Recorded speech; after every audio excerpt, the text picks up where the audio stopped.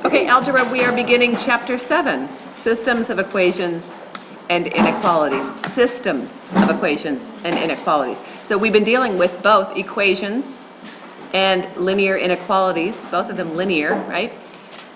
And now we are going to address systems of them. So today we'll solve linear systems by graphing, which means this is one method of solving a linear system. So systems, the word systems. Can anybody think of a time when we hear the word systems in medicine with your body? What kind of systems do you have? Physiology. Selena? She says respiratory system. So what's in the respiratory system?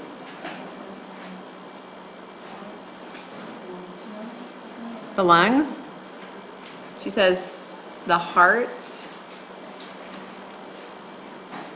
Would the heart be part of this? The heart is more often considered part of the what system? Oh, come on. Circulatory system. Circulatory system.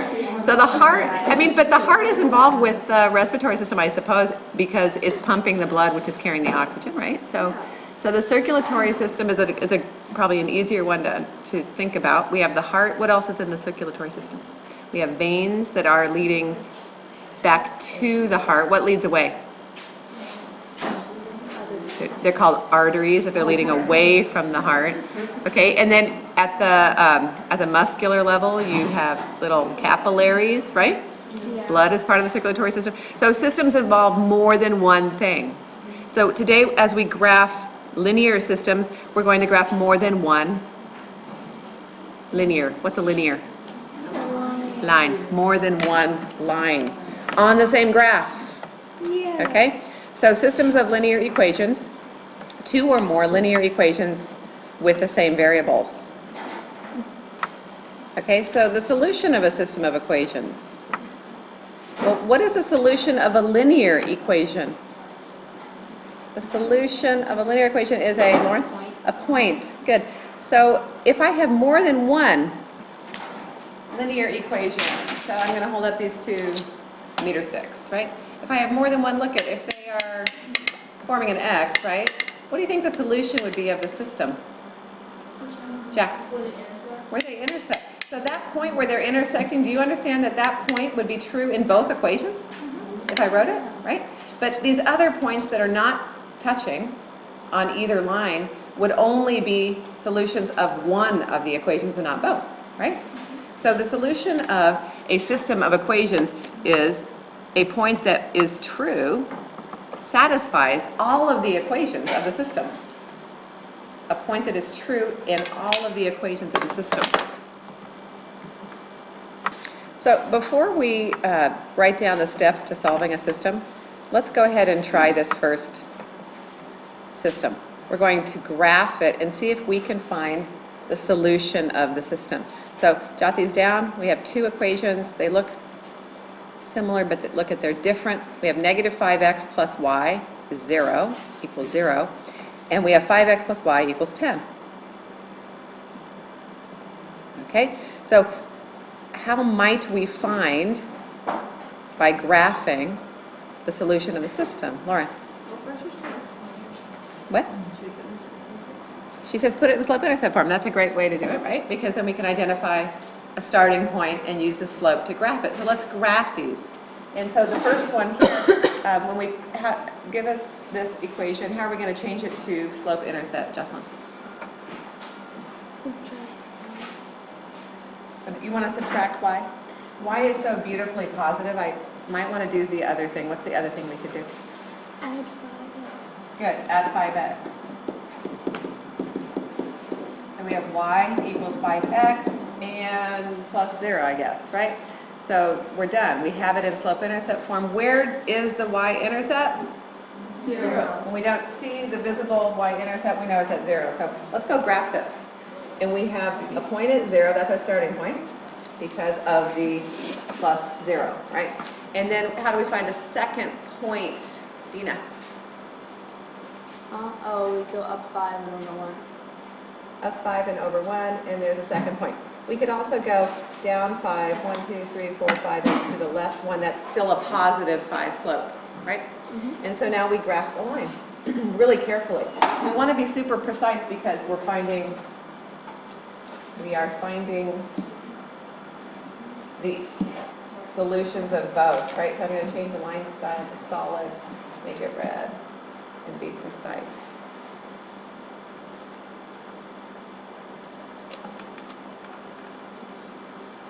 Okay, just a second. Okay, so the second equation now. Archer, how do we get that into slope-intercept? So we take away 5x from both sides. And we have what? We get y equals 5x. Good. And so where do we start? I would start with 0. We start at 0 and go where? We substitute 0 for x. Okay, so tell me how to graph it is the question. How do you graph this? So We're graphing this. yeah, we take 0 for x. What's the y-intercept? Oh. 10. So we can just start with that, right? Here's a y-intercept up here. There was already a point there. And then where do we go? And then we get to How do we find the second point, Arthur? Come on. Good morning. the slope. And so where do we go now from this point? So we go down 5 1, 2, 3, 4, 5 and plus 1. to the right one. And look at where we've landed. Isn't that interesting? Let's try it again. 1, 2, 3, 4, 5 and over. So we have some points. We can graph the line. I'm going to change it to match the same color. Right? And so we have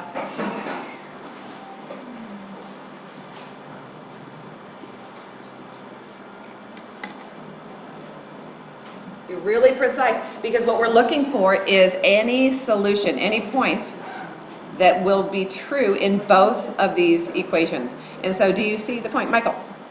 My question, do you have divided by -5 there?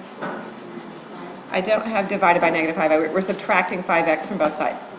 That's what that says. Okay, so what point is true for both of these equations? 1 and 5.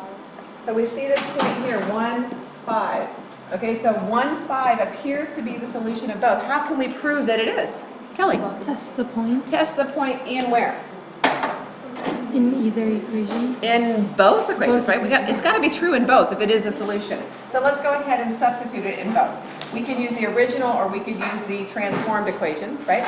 So let's use a transformed. If we plug this point 1, 5 into this equation, we have 5 equals 5 times 1. Is this true? Yes. Yes. Yes, it checks out. How about over here? Does 5 equal -5 times 1 plus 10? Yes. -5 times 1 is -5, right? So does 5 equal that? And it's true. Okay, so this is the solution of the system. Yay, we found it. Isn't that fun? Questions, anybody? So let's just take a moment and put the steps down to solving the linear system by graph and check. So we just did this. We graphed and we checked.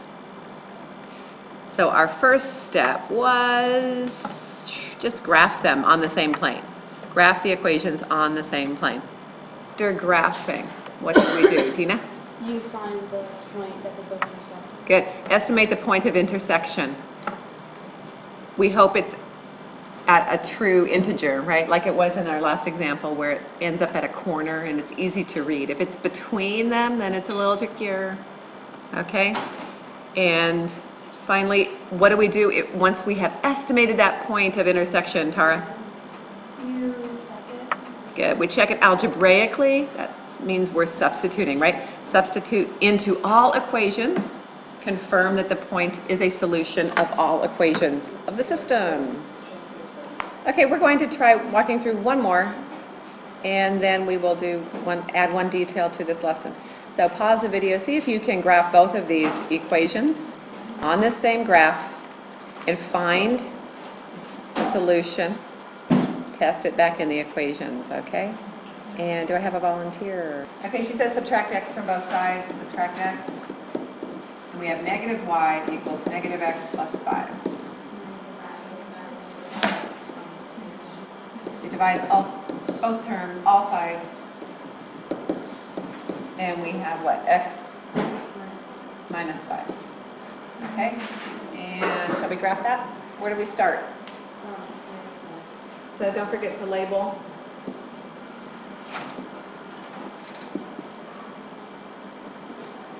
Negative 5, y-intercept 1, 2, 3, 4, 5. And then up 1 over 1, up 1 over 1, and so on. Okay?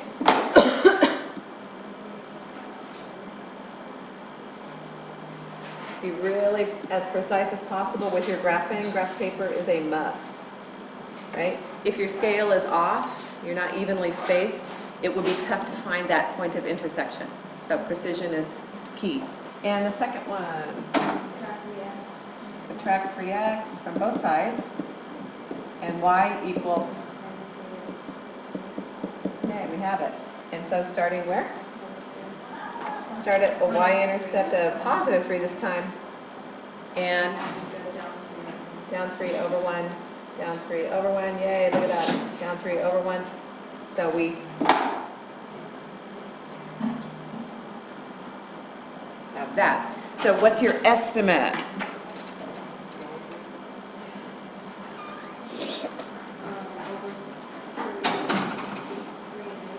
It looks like walking 2, the x is 2, and we go down.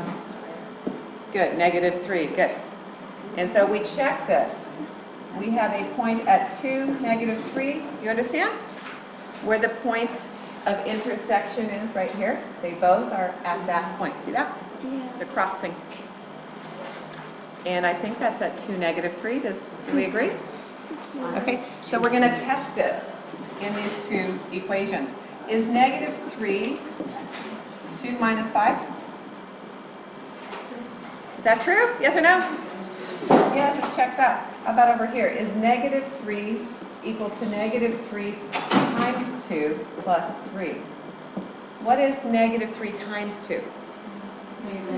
Negative 6 plus 3. Is this equal to negative 3? Yes, it checks out. So we have the solution of the system. Very good. So in these two examples that we've graphed, how many solutions have we found? One, right? One for each system. And this is called a consistent independent system. It's when you graph a system and it has one solution, intersecting lines. Do you think it's possible that we could graph two lines in the same system and have more than one solution? I'm showing you my meter sticks, right? How could I have more than one solution with two lines? Let's go. What do you call this? They are two meter sticks that are on each other. We call them coinciding lines. How many solutions would you have there? Infinite. Okay. How about, okay, Maddie, you just said this. How many solutions here? Parallel lines have? No solutions. So those are going to be possibilities that pop up later. Okay? Okay, let's see if you can answer this question. The cost to join a museum is $60. Members pay $2 per lesson. Non-members pay $6 each lesson. So which system down here can be used to find the total cost when the total cost is the same with or without a membership? So kind of analyze these, look back at the question, and come back and see if your answer is correct. Okay, so you're really looking for the cost of a member to take lessons versus the cost of a non-member. So which of these equations represents what a member would have to pay to take lessons at the museum? Which one? Do you see? Which one shows, I mean, the members, again, they pay $60 and then $2 per lesson. So where do we see that, everyone? D. We see that in D. And so if we see it in D, we see it in C as well, right? Don't we see? This is the member, right? The problem with B is they're paying $60 per lesson. Do you see that? And $2 to join. That doesn't make sense. So this is not true. Okay, so we've eliminated B and A, but we have these two. So which of these